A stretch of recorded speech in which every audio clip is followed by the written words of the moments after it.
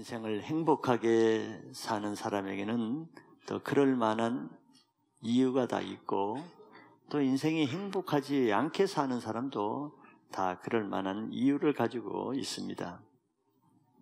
특별히 똑같은 삶을 사는데도 자기 인생이 좀 꼬이고 묶이고 또 풀리지 않는 데는 그만한 이유가 있는 것이죠. 우연이라는 것은 없습니다. 그래서 자기 인생이 풀리지 않고 또 항상 되는 일이 없다고 하면은 자기 자신에게 책임이 있는 것입니다. 자기 조상 탓도 아니고 가족 탓도 아니고 자기 동역자 탓도 아니고 이 나라 탓도 아닙니다.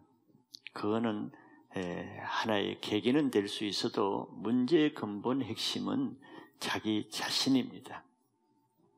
우리말에 결자해지라는 말이 있죠.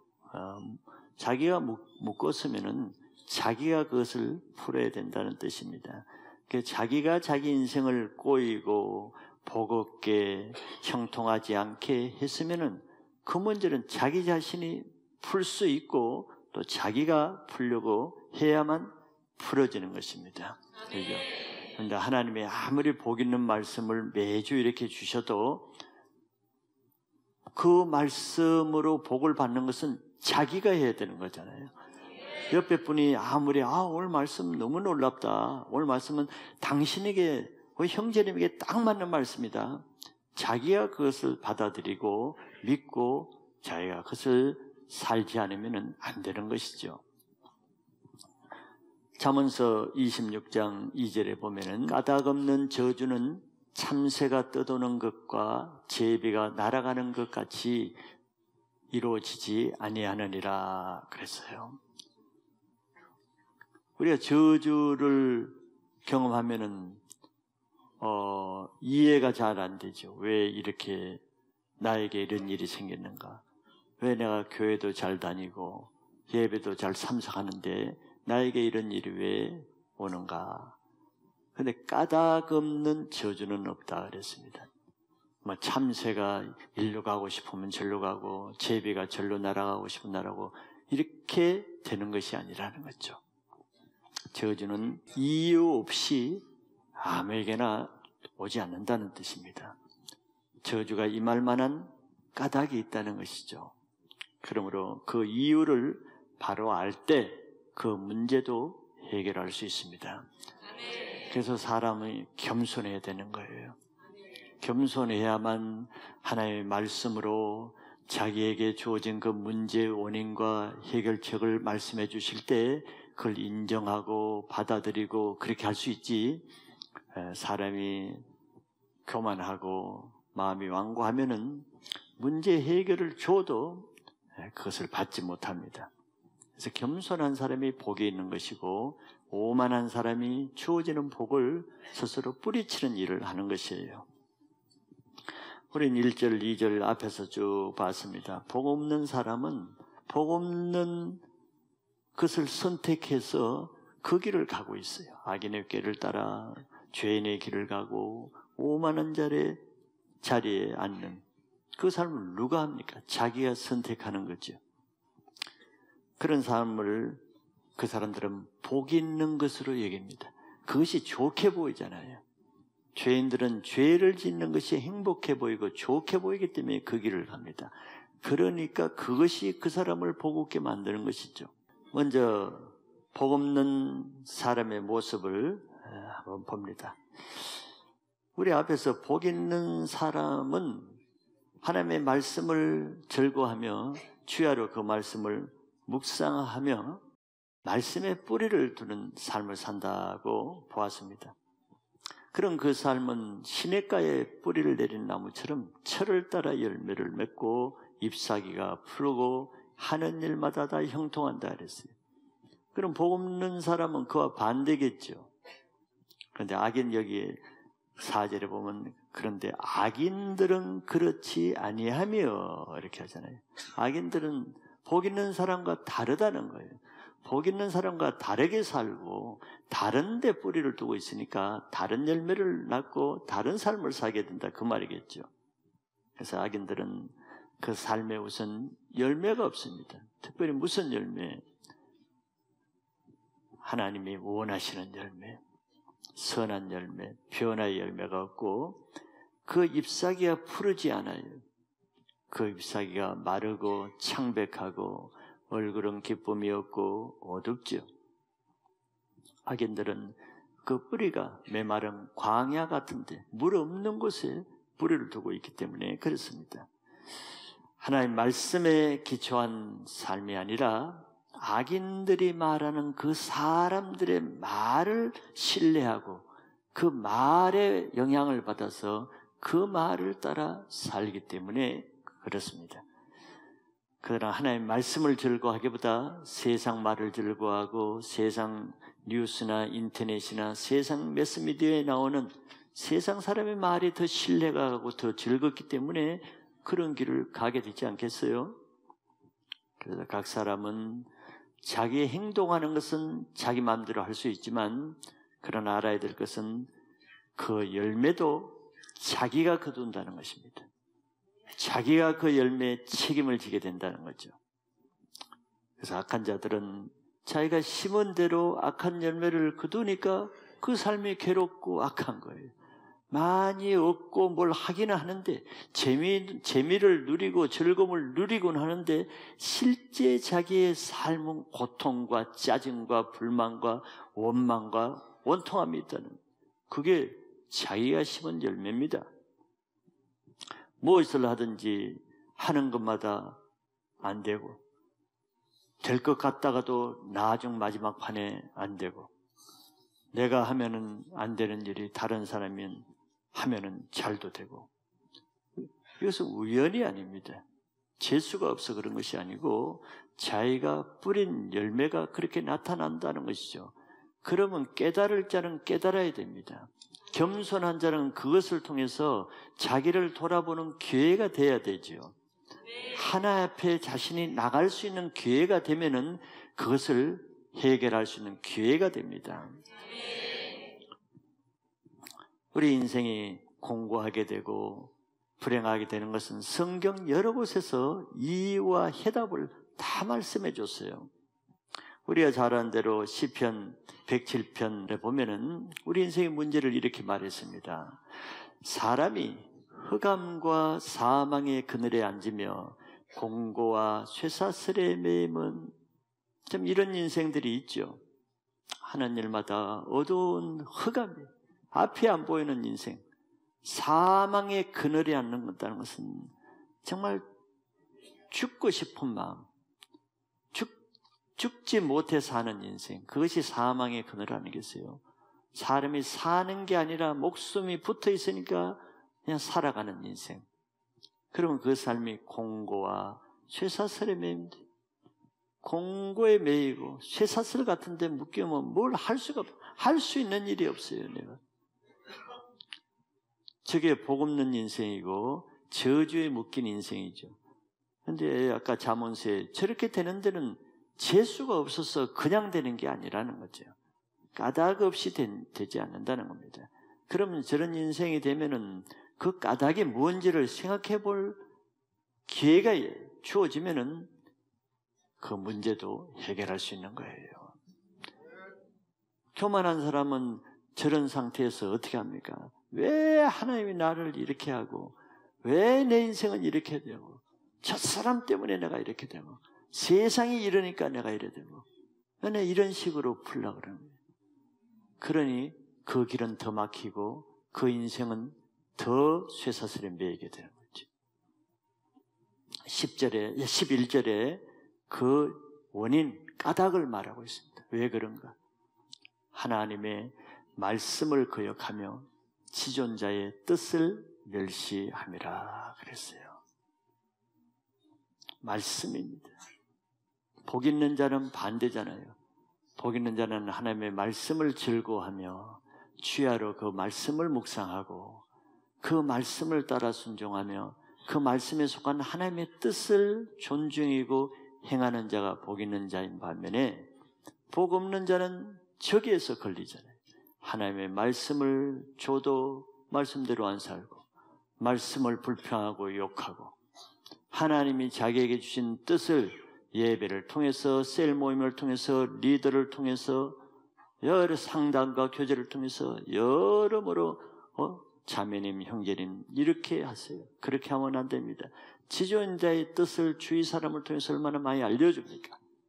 근데 그걸 멸시하고 무시하고 그 말을 안 들으면서 악인의 꾀의 말은 잘 듣고 그 길로 가니 형통하지 않게 된다는 명확한 이유와 그 까닭을 성경은 다 이미 말씀해 주고 있습니다.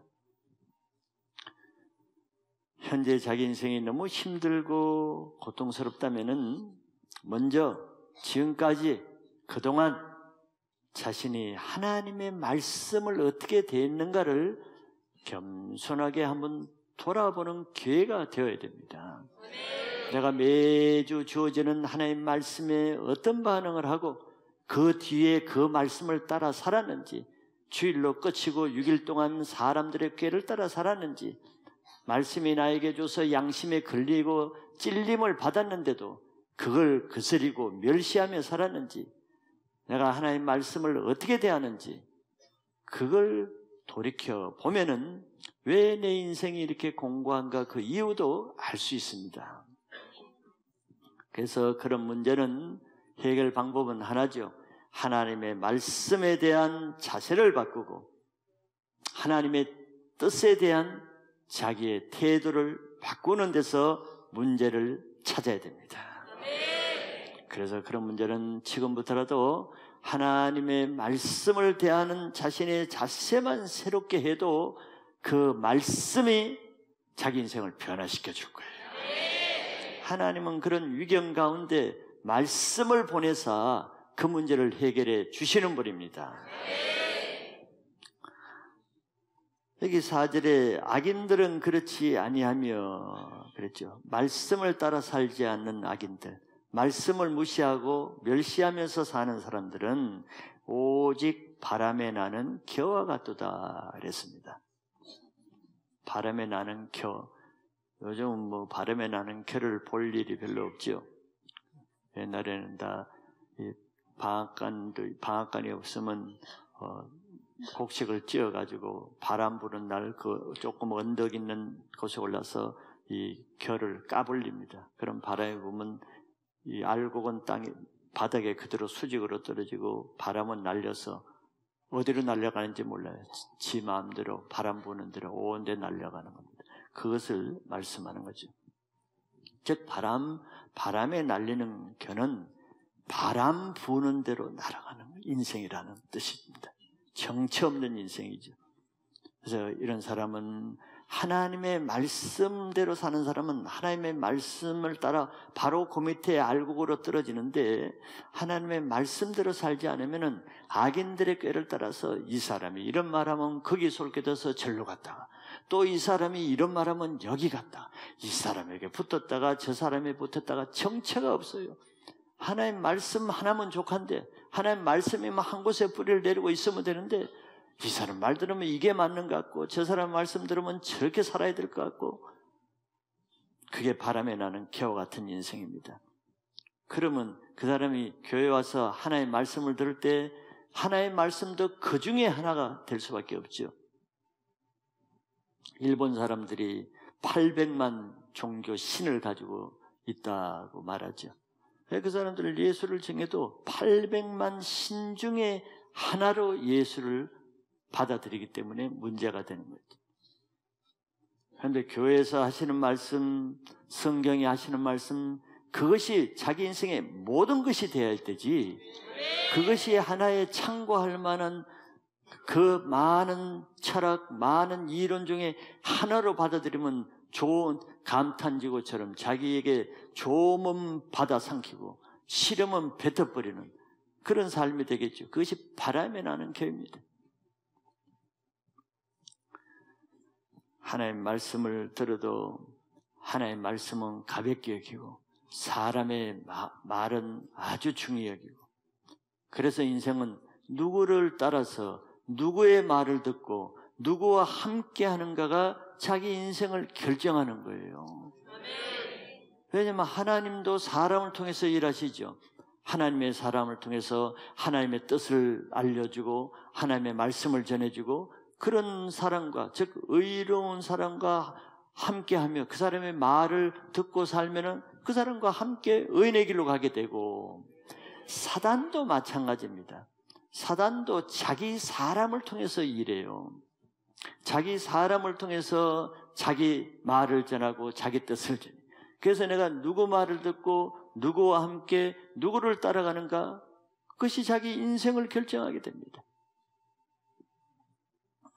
여러분들 교회 안에 한 가운데 있어도 내가 누구 말을 듣고 누구 꾀를 따라 사는가, 그것이 자기 신앙을 좌우하는 거예요. 그래서 다 끼리끼리 모이게 되어 있는 겁니다.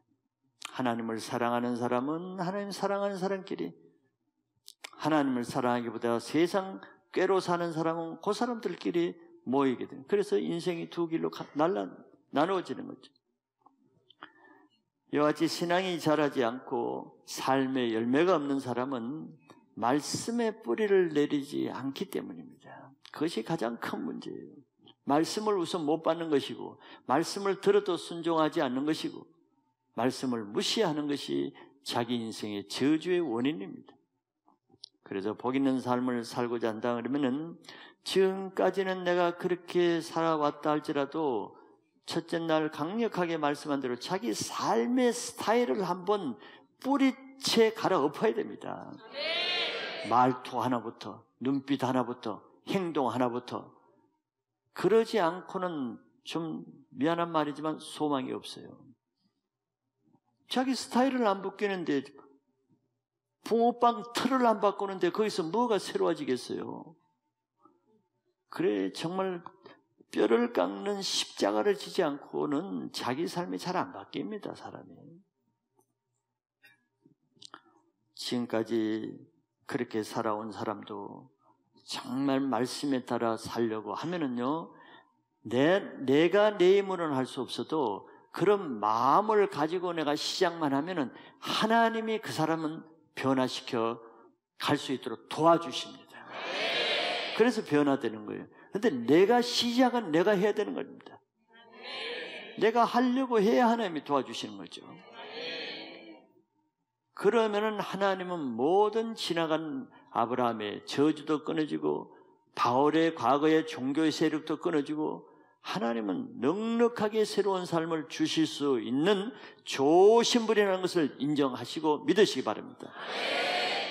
그래서 올해는 여러분들 삶의 스타일을 좀 개혁하고, 다른 사람은 우리 교회사의 개혁가들이 얼마나 많아요.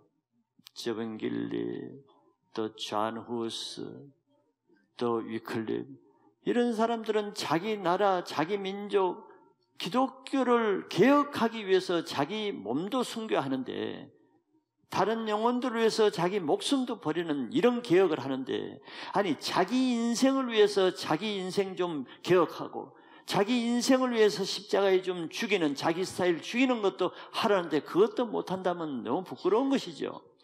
남을 위해서 자기가 죽을 수도 있어야 되는데, 자기 인생 바뀌기 위해서 자기 자존심, 자기의 의, 자기 스타일 좀 죽이는 것, 그것도 못하면 어떻게 그 인생이 남을 위해 살 수 있겠어요? 정말 하나님 나라와 그 의를 위해 살고자 하면 자기 자신을 먼저 바꾸는 이 시대에 한 번 정도 쓰임받는 인생을 사시길 바랍니다. 두 번째는 복 없는 자의 상태입니다.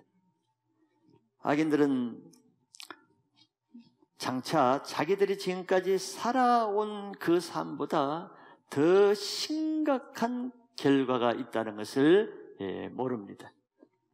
이 세상에서 잠시 받는 육신의 것이 죽어지는 십자가를 감당하지 못한 사람은 마지막 때 그것의 수천 배도 넘는 자기 영혼의 심판을 견디지 못하게 된다는 거죠.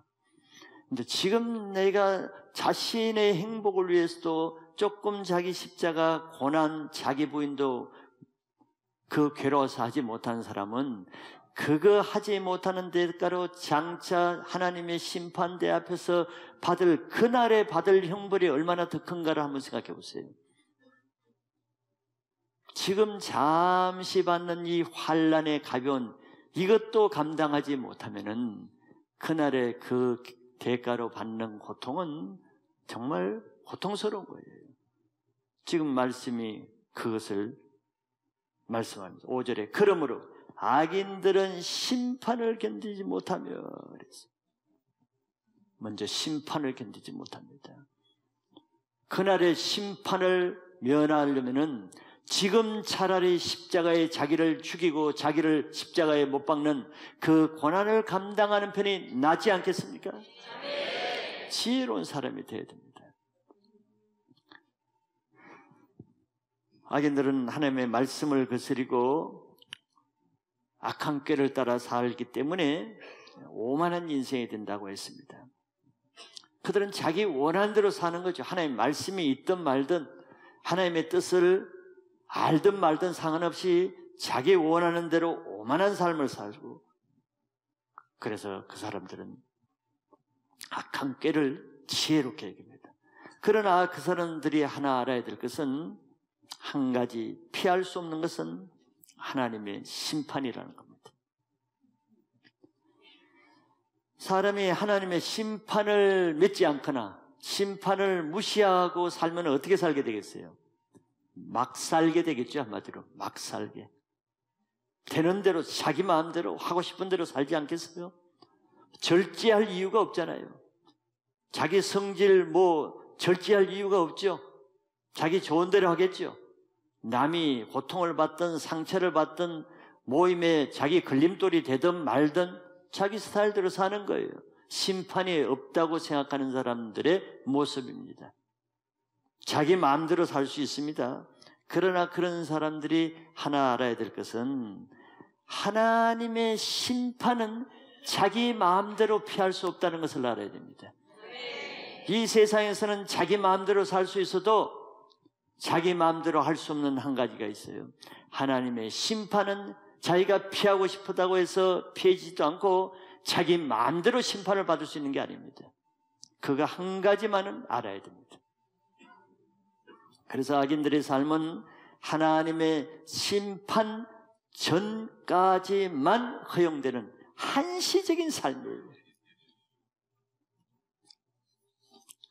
그 이후에는 그 심판을 이기지 못한다 그래서 견디지 못한다 그래서 마태복음 3장 12절에 손에 키를 들고 자기의 타작마당을 정하게 하사 알곡은 모아 곡간에 들이고 쭉정이는 꺼지지 않는 불에 태우시리라 그랬어요. 알곡은 모아 곡간에 들이고 바람에 나는 겨가 저 쭉정입니다. 겨와 같은 인생은 꺼지지 않는 불에 태우시리라. 저거는 자기 마음대로 못합니다. 피할 수도 없어요. 우리 모든 사람은 한 번은 저 심판대 앞에 서야 됩니다. 히브리서 9장 27절 말씀대로 사람이 나서 한 번 죽는 것은 하나님이 정한 이치지만 그 뒤에는 심판이 있다는 것도 알아야 됩니다. 심판이 여러분들 최고 중요한 우리의 신앙의 목적지가 될 수 있습니다. 악인에게는 악한 형벌이 있지만 의인에게는 그때 심판대에서 모든 의의가 회복되고 갚아지는 상급으로 심판받기 때문에 그렇습니다. 그때는 아무도 피할 수도 없고 숨길 수가 없습니다. 다시 돌이킬 수 있는 회개의 기회조차 악인들에게는 없습니다. 우리가 대학 입시 시험을 본 수험생들은 입시를 쳐놓고 결과를 기다리는 것이 얼마나 초조합니까? 떨어질 것에 대한 두려움이 많죠. 시험을 쳐놓고 기다리는 취업생들의 마음이 어떻습니까? 또 더구나 병원에 가서 몸이 이상해서 불치병을 조직검사를 하고 MRI 검사를 해놓고 의사의 마지막 소견을 기다리는 환자의 마음이 어떻겠어요? 그런데 마지막 심판은 그것과 비교할 수 없습니다. 그런 불안함과는 비교할 수 없는 심판이에요. 그런데 그 심판은 기준이 있습니다. 하나님의 말씀으로 기준해요. 예수님이 내가 너에게 한 그 말이 너를 심판할 것이라 그랬거든요. 그때 무엇이 심판하죠? 이렇게 주일날 매주 들은 그 말씀이, 그 말씀 들은 그 사람을 심판한다는 거예요. 말씀을 가볍게 들을 수 없겠죠. 하나님의 말씀을 멸시할 수가 없어요.